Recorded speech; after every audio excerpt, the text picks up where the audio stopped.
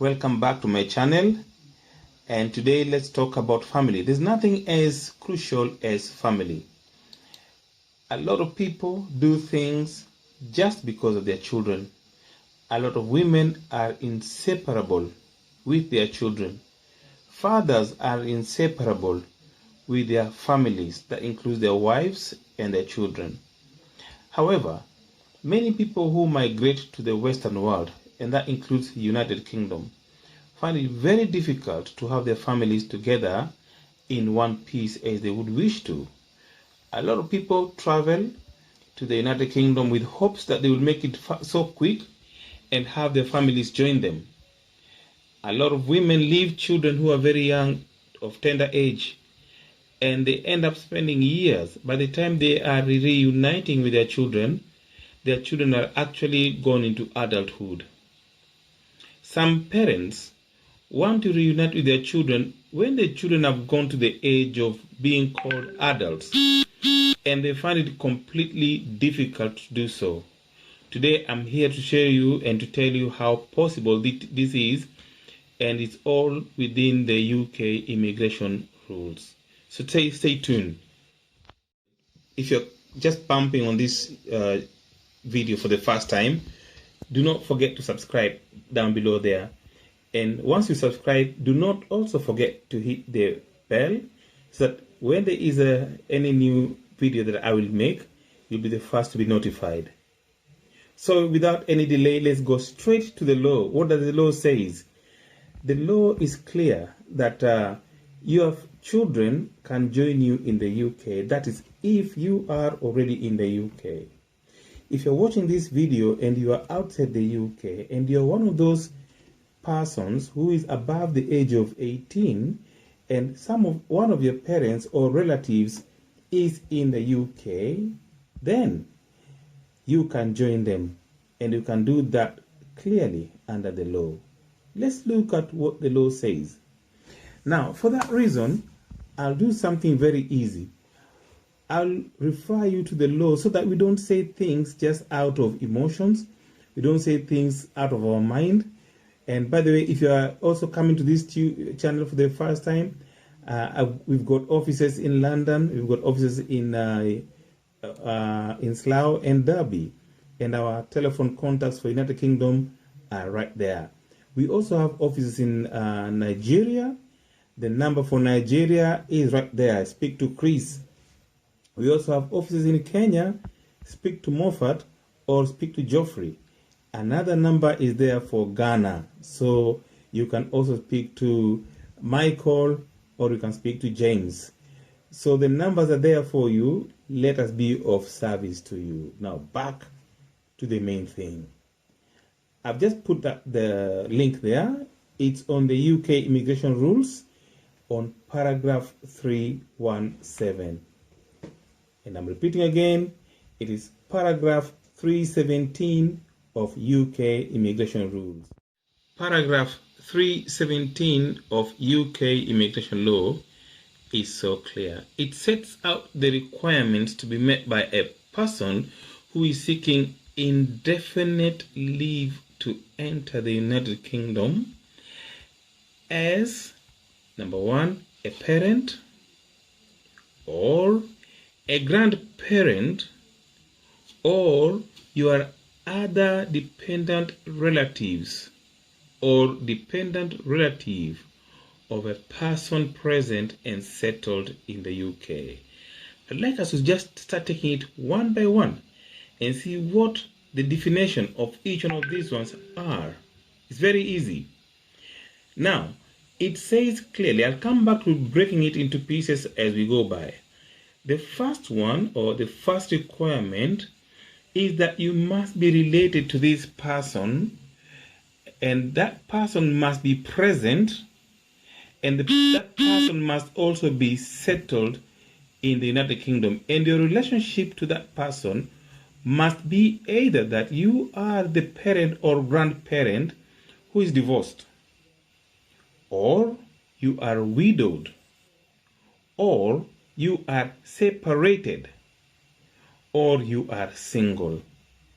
And on top of that, You must be the age of 65 and over.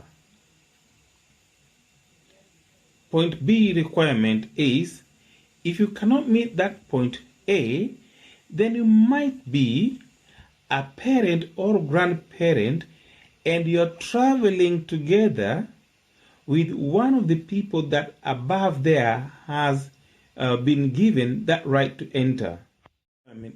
Is that if you cannot meet one of the two, then you're coming to the requirement number 3, that you might be that parent who is over the age of 65 years. You have entered into a second relationship, or that relationship is either through a marriage or civil partnership, but you cannot look to your spouse or you cannot look to the children of that second relationship for financial support. And where the person is settled in the United Kingdom is able to and willing to maintain the parent or grandparent and any spouse or civil partner or child of the second relationship would be admissible as a dependent. Now that's heavy.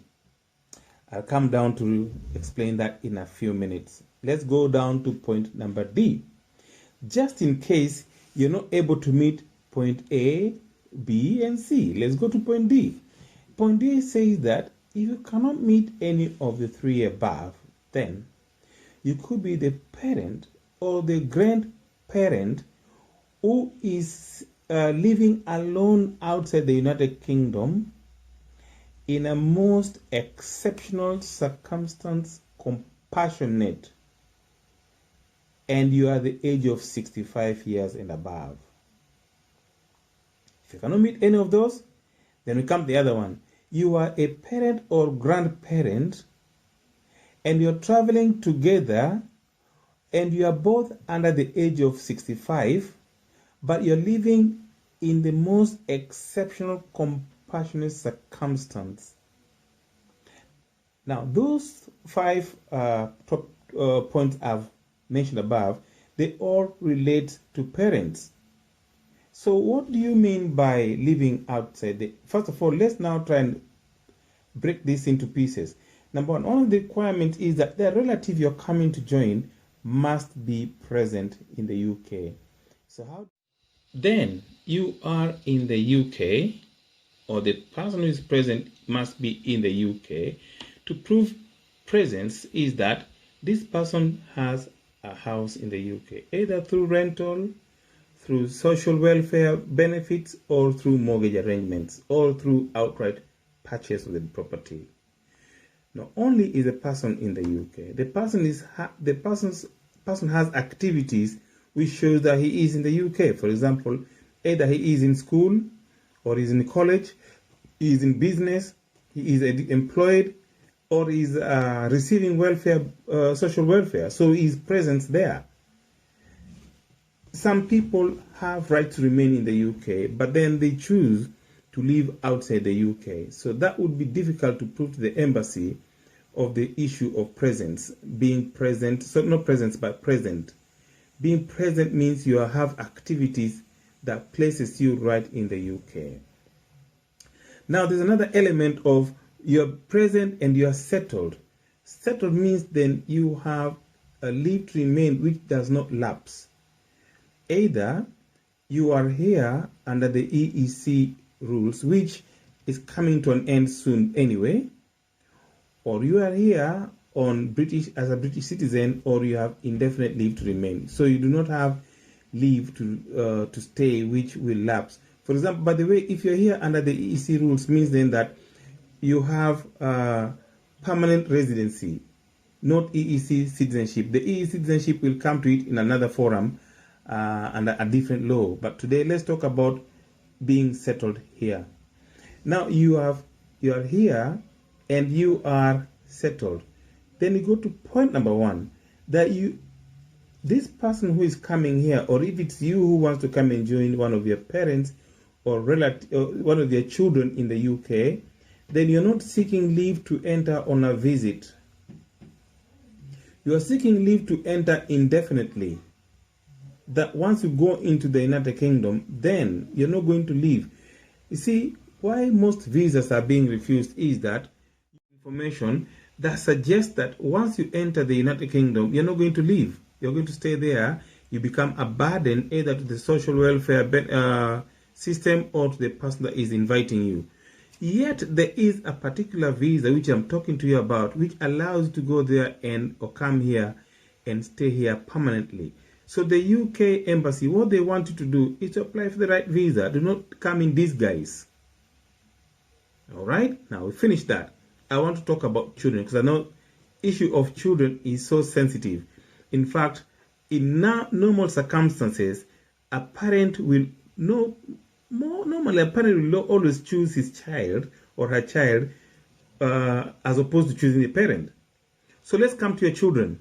A child you have been separated from for a long time, years and years. This child, by the time you left, he was such a young child, maybe 2 years old, 3 years old, and you struggled your way all through.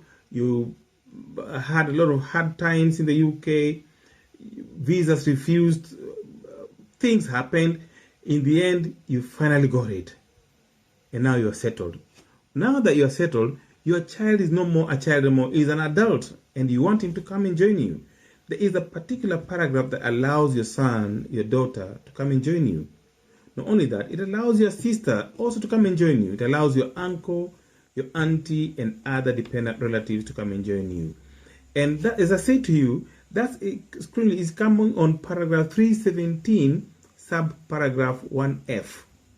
And 1F says that the requirement for a person to come here indefinitely to join you is that he must show that he is related to you as, number F is, the son, or he is the daughter, or he is your sister, or he is your brother or uncle or aunt, who is above the age of 18, and he is not in the UK but is living outside the United Kingdom.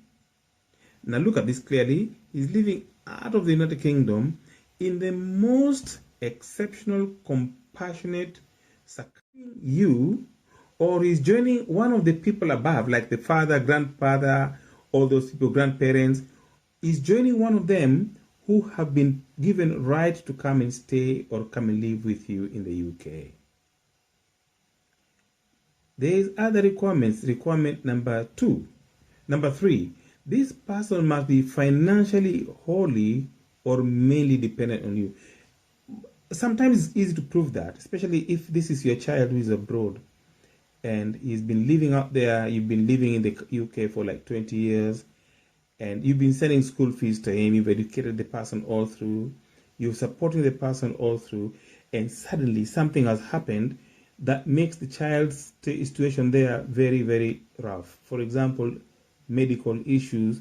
Now this child cannot depend on himself. He cannot depend on relatives back there. Now you need him here to come for medical reasons, serious medical reasons, or there has been serious problems that has affected this child, which now draws the issue of compassion, serious compassion.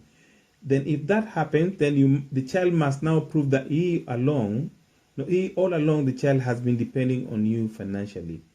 It doesn't have to be fully depending on you, but it could also be either fully or mainly depending on you. Now, come to the issue of accommodation. Point number 4. You must show evidence that when the child comes here, the child who is above the age of 18, you have enough room for him. There is enough accommodation available. A conducive accommodation which does not violate the Housing Act 1984.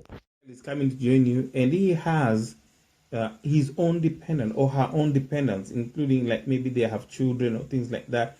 Then you have that house that you will provide to him for his housing needs must also be available for his dependents without recourse to public funds. So here is where it comes a bit difficult. If you're living in a housing that is provided by the social welfare system, then it might be a bit difficult to prove that this house will not be supported by the social welfare. So that can be a bit of a challenge. However, if the house is yours outright, you bought it through either mortgage arrangement or you fully purchased it, and there's extra rooms in the house that can accommodate the person and the dependent, then that's acceptable. The other issue is the of maintenance. This child who is above the age of 18, you must show that either you have enough finances through savings or through your regular earnings, that when the child comes here, then the child will be able to be supported by you without him having to go to the social welfare benefit. Now, there's another sweet thing here, which is the final one, that the child who is above the age of 18, or your sister, your brother, your uncle, your aunt who is above the age of 18, they have no other close relatives in their country to whom they can turn to for financial support. They have no one they can run to for financial support. They can run to them for other reasons, for other support, but not for financial support. Well, that is the law, and that's something that we cannot change. It's there for you, for your brothers, for your sister, for your uncle, for your child who's above the age of 18. Let's help you to rejoin, to join up together. Your family join you. We want to help your child come and stay with you. So give us a call anytime you have time. Give us a call. We're here for you. The numbers for Kenya, Nigeria, Ghana, and the UK are right below there. So you can start calling now so that we can be there for you. We want to make sure that your child comes into the UK the right way, the easy way, and he comes the legal way. So there's no more reasons for your child to be refused a visa. If you're bumping on this video for the first time, please click on the subscribe button and click also on the notification bell so that when I make another video like this one, you will be the first one to be notified. My name is Jimmy Odienge, and I'm authorized to provide you legal advice and services by the OISC. I'm based in the UK, and my company is called UK Visa Center. Check us out. We shall